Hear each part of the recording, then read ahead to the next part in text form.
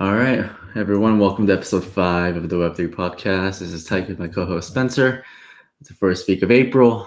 ETH at new all-time highs. I'm feeling euphoric. How about you?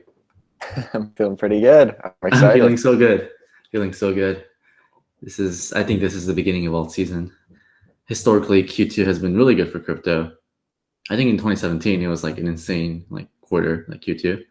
So I'm hoping that in this Bitcoin bull market, we're going to have like a rip your face off alt season.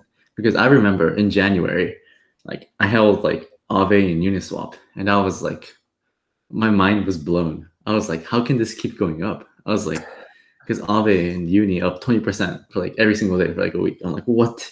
And I was texting my friend, like, dude, like, when do I sell Aave? Like, this is incredible. Like, I want that kind of dopamine again. Need it. Need it. Yeah. Yeah, because sorry, no, but like what I see right now, like this is like 9 p.m. April 4th. Like XRP and Tron is pumping. I don't know about you, but I'm not a fan of those coins. But like if coins like that are pumping, then it means retail is here, right? Or just money is flowing into like these, I don't know, these like 2017 coins, and I'm just waiting for like that money to flow into ETH and like the other coins I'm holding. What are your thoughts?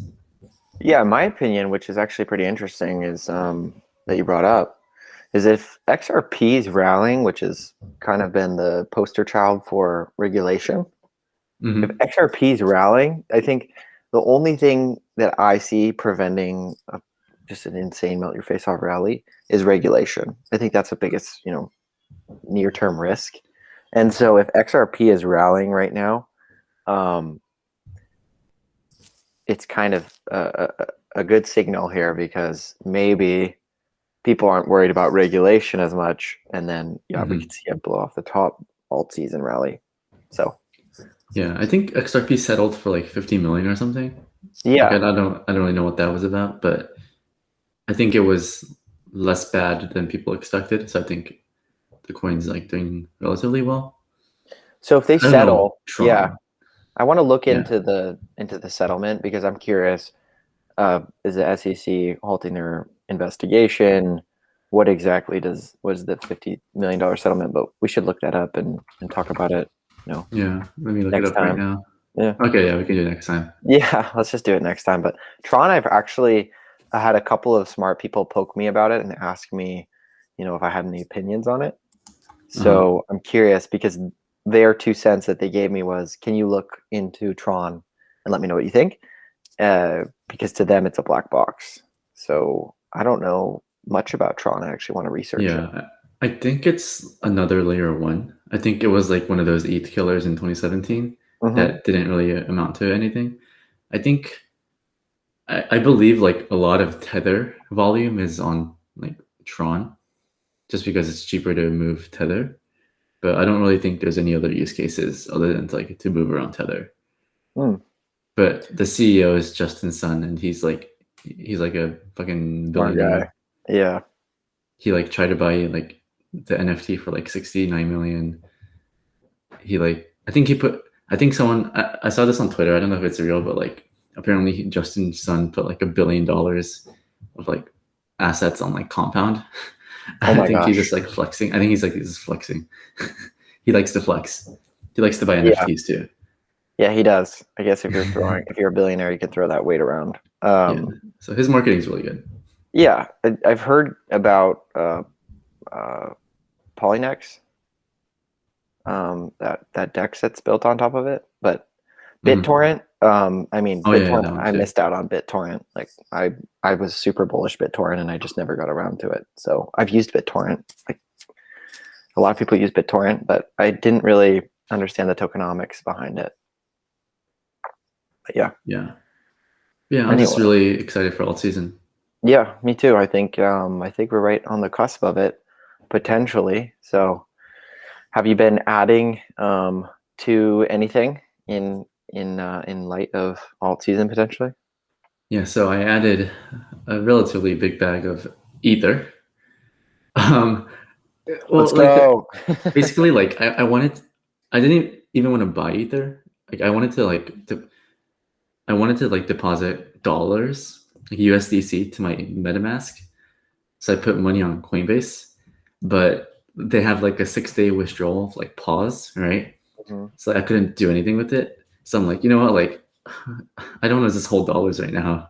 I just put everything in ETH around like I think it was like 1980 or Beast. something. I Beast. was like, you know what, like I just want exposure. And And your girlfriend yeah, I'm put the just bottom in again yeah. every She time. every time she like buys crypto, it's the bottom. It starts a pump. It's incredible. She's a beast. I know. I'll let you know when she buys again. Yeah, please do. You just have to buy when she buys, I think. It's Yeah, like a next. four out of four hit rate. Yeah, I'm taking a loan out next time she buys. Oh yeah. Oh yeah. What I'm gonna do is like since BlockFi lowered their rates, I'm gonna put like some of my Bitcoin on Celsius because they have 1% APY loans. 1% And APY? yeah, if your loan to value is 35%, Are you serious? it's That's crazy. incredible. Yeah. So I mean, you can even arb it, right? Like because you can take out a 1% loan, right, and Right. Go earn then 4% on it. no, go earn 6%. 10% on Celsius on the same app on like stable coins. Oh It's my incredible. I gosh. mean, you're taking on like the risk of like Celsius and like Bitcoin dumping and stuff, but like how can I not take advantage of that? So I'll probably like take That's insane. take take some loans. Yeah. In this bull market, it's insane. Wow. So Yeah. yeah, but on my watch list, for me, I like I said, I wanted to like put money in my MetaMask, but I couldn't, so I just bought ETH. But I was originally looking to buy either KeeperDAO or Wootrade. You asked me about Wootrade. I think it's a really interesting one. Um, how I like to think about Wootrade is sort of like a liquidity as a service. So liquidity in crypto is very fragmented. I think the market cap of crypto is like 2 trillion, but I think there's like hundreds of exchanges, and like some of these exchanges, whether it be like a centralized one or a decentralized one, is very low in liquidity, right? And there's like slippage and whatnot. So what Wootrade would do is they're backed by a firm called Kronos Research. They're like a trading firm that moves up like a few $billion a day, and they're trying to create a dark pool in crypto. Do you know what dark pools are? No, Like in please. equities?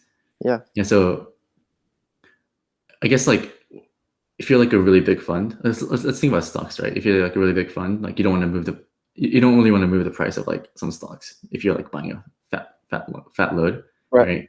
So those companies can go to like a dark pool where you can like it's like Oh yeah. buying over I the know. counter. Yeah. Yeah. Yeah. You're able to disguise your buying, yeah. And you Yeah. do it in small amounts. Yeah. Spread it out. Yeah. So Woo is trying to create that for crypto, And and that would allow corporations to step in and make large purchases, yeah, which out. Yeah. Sorry. and Woo can also provide liquidity as a service to like smaller exchanges, so like they can improve their liquidity, right? And they're going to roll this out soon, but how it works is like institutions usually pay like dark pools to use their service Mm-hmm. because of like all the advantages, and in return, this is like how Robinhood does it, right? It's like the retail investors like can trade for free because like Robinhood works with Citadel, and it's like a semi dark pool where like Citadel can like like pseudo front run people, right? Right. And like that's where like the profit comes from. But like Woo is also gonna start to roll out free trading for retail investors because institutions will be paying them to use their dark pool. Wow. So it's like a mutually beneficial ecosystem, and they're backed by Three Arrows Capital, who's like one of my favorite VCs in the space. And the founder of Woo worked at Citadel and this thing called Knight Capital. It's like some like firm, Yeah. and very interesting. How'd you hear about this one? I like this one. Uh, I knew about it when like Three Arrows first announced it, and then I started talking to more people, and they're all like really bullish Woo. I met a guy. I met another guy who worked at Citadel, and Yeah. he also owns a bunch of Woo. Yeah. So I feel like people from like the institution side, like they just like understand like the back end behind like like, trading and stuff. Sure. So they just foresee like Woo being like the future. And it's like, I think it's right now it's like a 200 mil market cap with like a 1.4 bill valuation, or fully Mm-hmm. diluted. Mm-hmm. Oh, and What's up with that? not What's and the market they table also return? Sorry.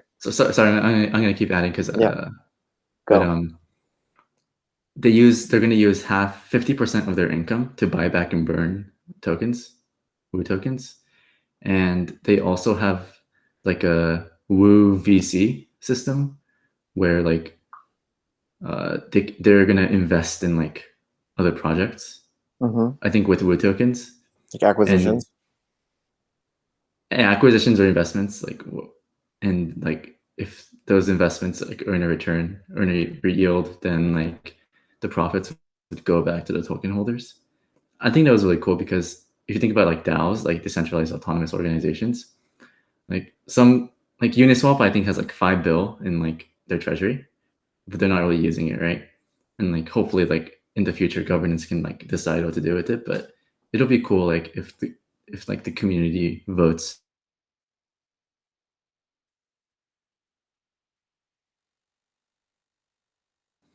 It's like the community is like collectively deciding to invest in like other projects and stuff. Yeah. So I thought it was a really interesting project. I don't own any yet, but I plan on buying it soon. Yeah, lots of smart people are like it. Like, So why didn't you most, add? Why are you following? what? So why didn't you add it? Why are you just watching? Oh, One it's of because I can't withdraw money from Coinbase. I'm waiting. Oh That's why I had to buy ETH because I just yeah. wanted exposure, but I Yeah. couldn't. So once I pull that into MetaMask, I'll probably buy that. Yeah. I think I'll add some too here with you. I like this one a lot. I want to dig in, but Yeah, I actually I sent you a report on it. Like I mean I typed up a report, or not really a report, but resources. So via Facebook? yeah, just check it out. It's in my Facebook. Yeah, yeah. Cool. Awesome. Yeah. No, that sounds really interesting. And I think that yeah, I think that could be huge. I actually invested in a venture um of a venture investment where I bought equity in a company called Purple Velvet. No, Velvet Theory. Velvet Theory. And they're essentially Purple velvet. yeah, Yeah, Velvet it's like Theory. red velvet. Velvet Theory. They're essentially a citadel for cryptocurrency. So they work with um, crypto.com and a number of exchanges in providing liquidity and helping them provide liquidity or helping provide liquidity for exchanges.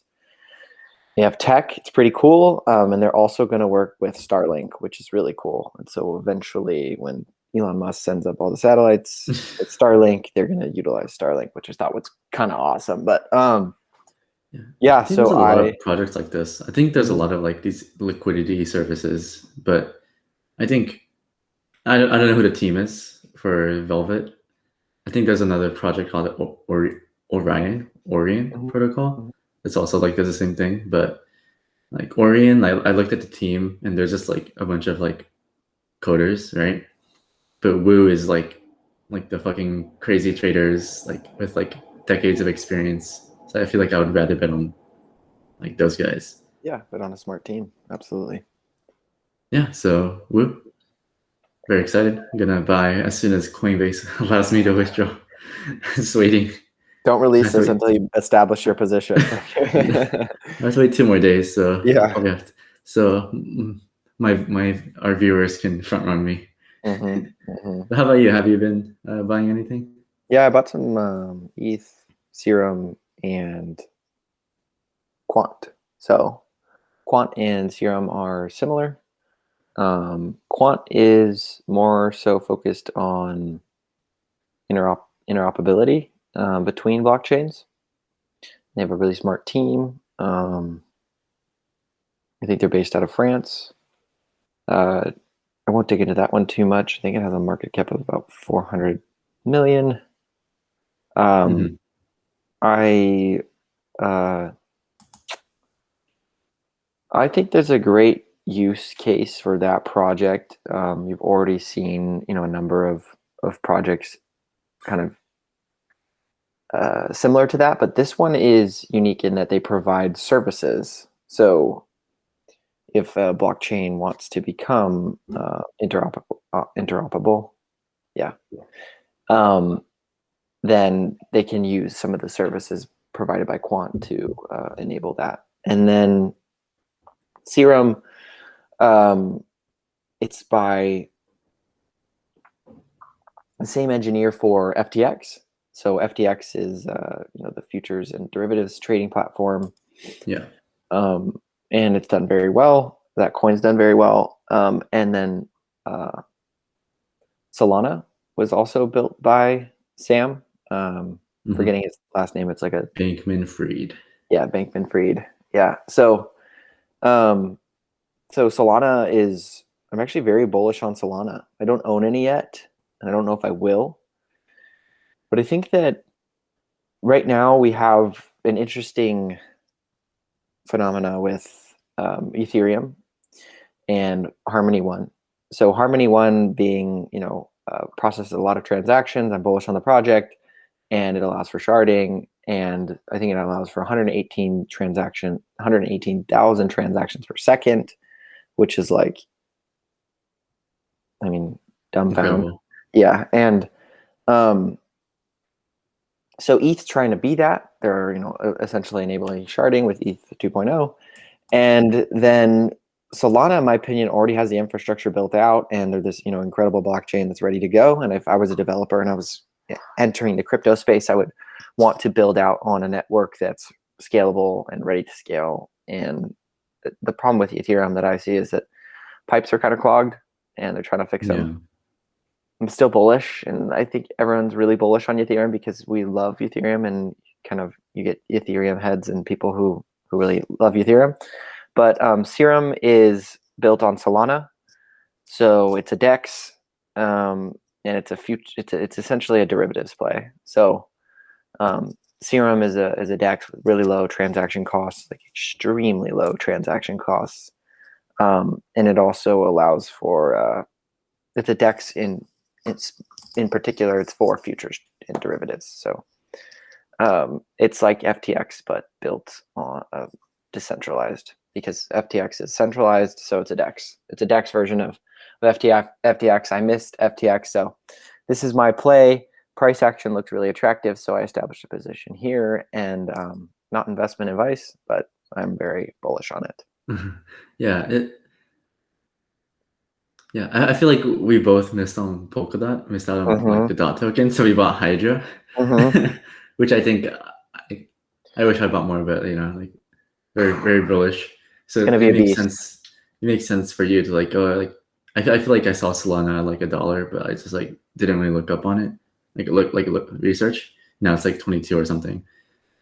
And I guess I feel like you also missed out. So you're betting on like the DEX on like those different blockchains, because Hydra is a DEX on DOT. Now a very similar play. I felt the same way. Yeah, I felt the same way after I bought it. Yeah. Yeah. So so I guess we're both making moves on our platform in our portfolio. Now I need to add Woo. I need to add some Woo.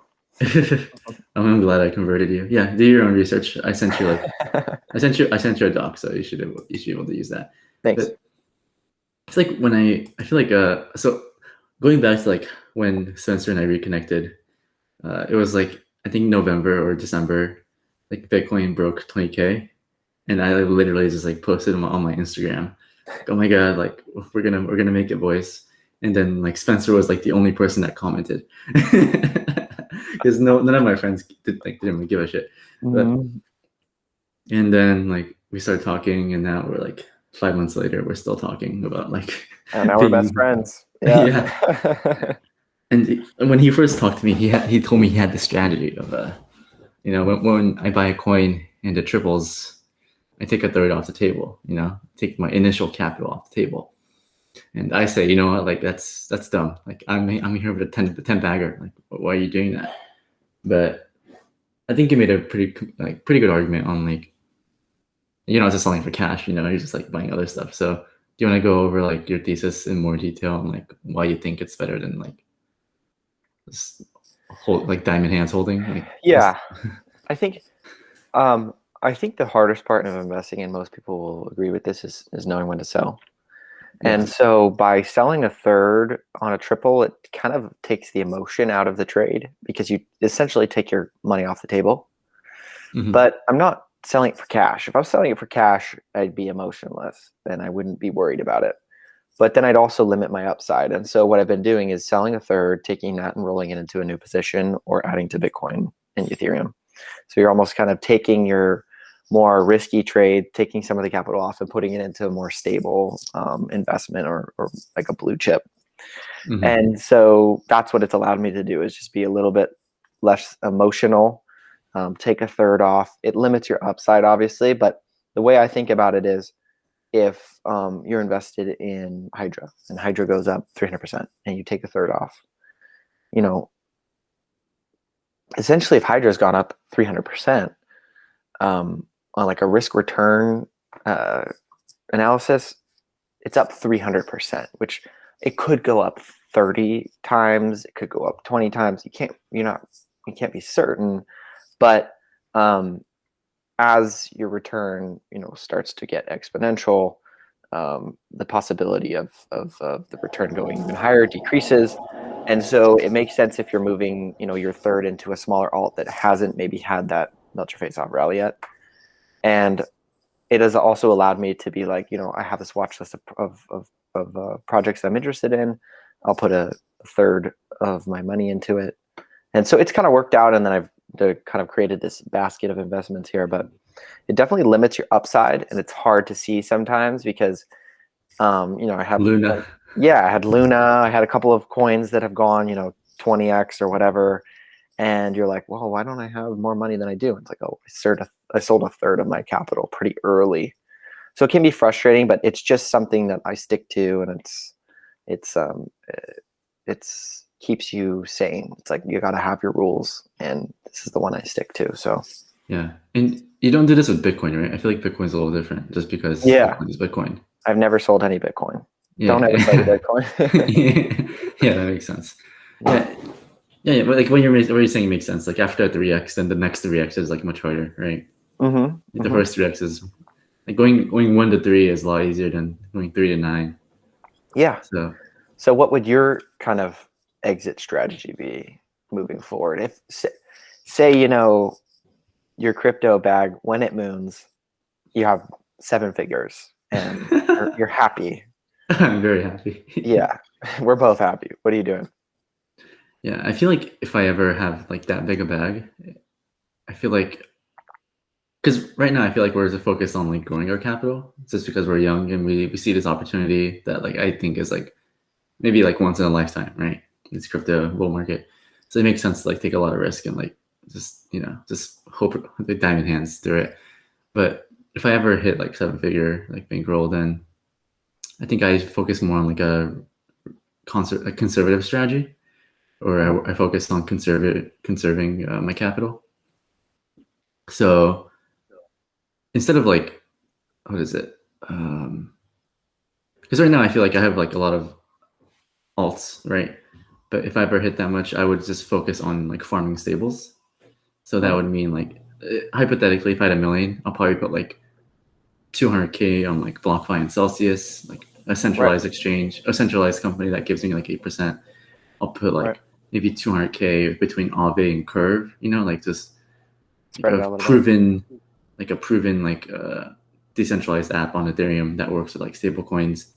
And then maybe like use $300,000 on like farming like bullet coins I'm bullish on. So that, let's say there's like an up and coming project and like they're starting a liquidity mining event.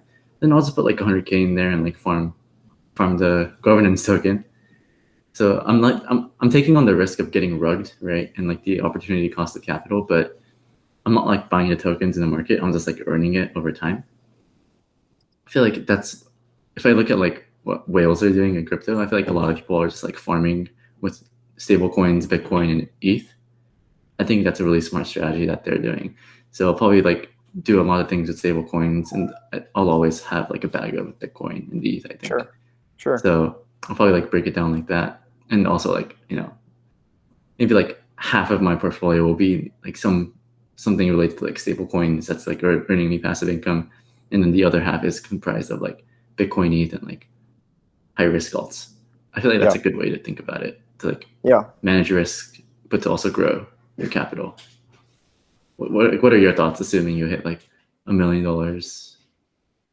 Well, I like what you said, and we touched on it briefly, but it's similar to almost what current people do with equities. When you have a large return, you move toward dividend stocks, and Yeah. so I think that makes sense. I don't entirely know.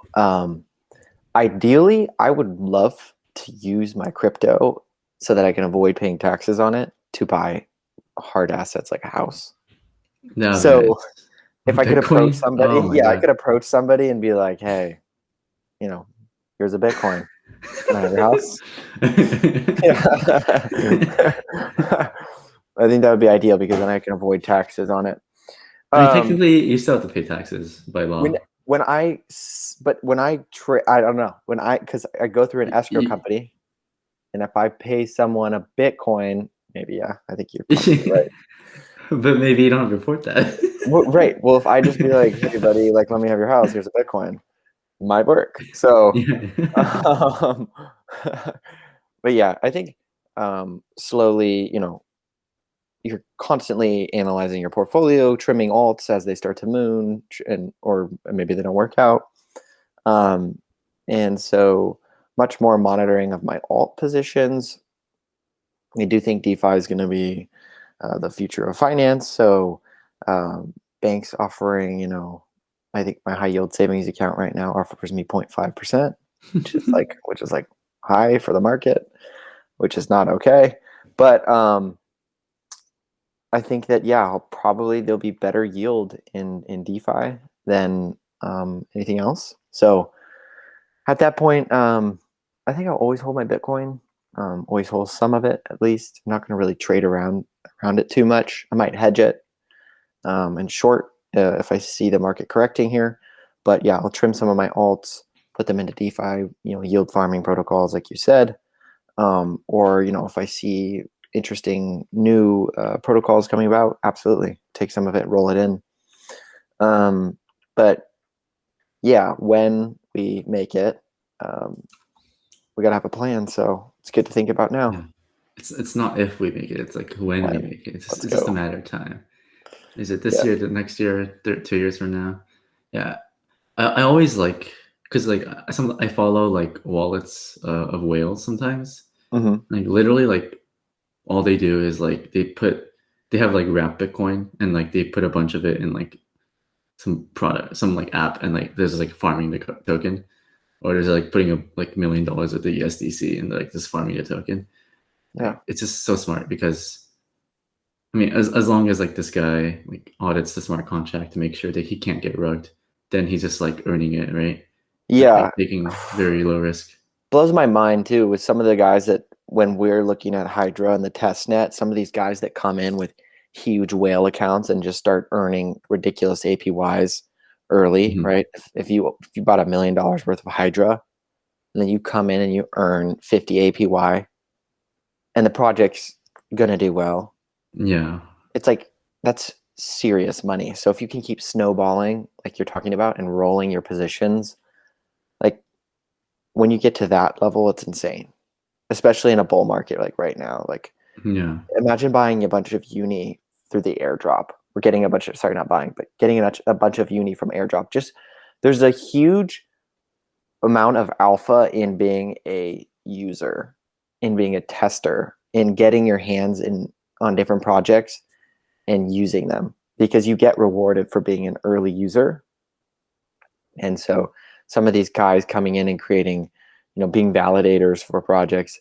Imagine having like all of the infrastructure with GPUs or ASIC miners and just being able to set up a network or a node and just mine a bunch of cryptos, like just pay your electricity bill and mine them. And then all of a sudden you have a portfolio of 50 different alts and it yeah. only takes a couple of them to go up huge to make a ridiculous amount of money. Like I would love to get to that point where Oh I've yeah. got I've got a mining setup that's just ridiculous, and then I just redirect the mining setup to a new alt, like that'd be insane.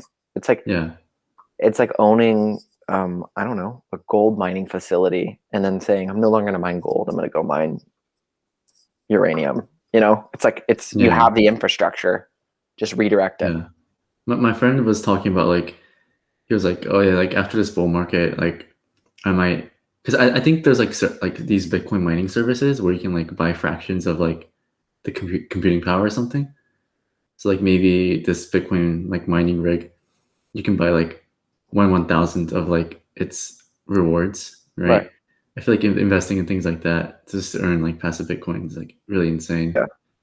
Cool project I read about today, Clad, I don't remember, CLADE, I think, but it's on the Berkeley. Okay. Which Hydra is also on. Right. They provide hedging for Bitcoin miners, which I thought was pretty interesting. So like Bitcoin miners, you have price volatility that comes into play, and so you're not, those guys are selling some of their Bitcoin when they mine it to pay for daily, costs. Some of this stuff is their job, and so the ability to hedge that, I see as being very valuable. So it's like insurance. I butchered the name, but I'll send you it. I think it's interesting to look into, but only issue is that it's built on Ethereum, and so they were like, oh, it's going to cost us $3,000 to roll out some smart contracts because of the Ethereum gas fees. So would have liked to see them use a different network. But anyway, I feel like mining is profitable, but also how do you hedge that risk? Because you go out and buy $10 million worth of mining equipment, and then Ethereum plummets and it's no longer profitable. Like, the equipment's still like very valuable and holds value well, but it'd be interesting if we could hedge and properly compensate miners and reduce their risk. Mm-hmm. Yeah, I really like those ideas. Like if we ever get a bear market, right? Like depending on how severe it is, like I feel like if we ever get a bear market, like I'll just be taking my stable coins and like farming a bunch of stuff. I feel like I'll be like, maybe in 5 years, like these things go 100x. Which stable coins do you like? USDC. Me too. Yeah, I feel like it just feels the safest. Circle's done a great job. Yeah, Circle, Coinbase. Yeah, I think maybe in the future, like if the US wants a digital currency, like they should just use USDC or something. Yeah. Instead of like trying to build their own, like they can't build their own. There's no way. I don't have faith in the government to build out a public, like their own blockchain to pay people. Yeah, me either. All right. That's a good one. Yeah. Is there anything else you want to talk about, or? No, is there anything you're watching for this next week or next couple of days? Yeah, just alt season. Just like adding exposure to alts, because let me actually share the image I sent you. Yeah, I think that's a good just graph. To wrap it up. What do you think about?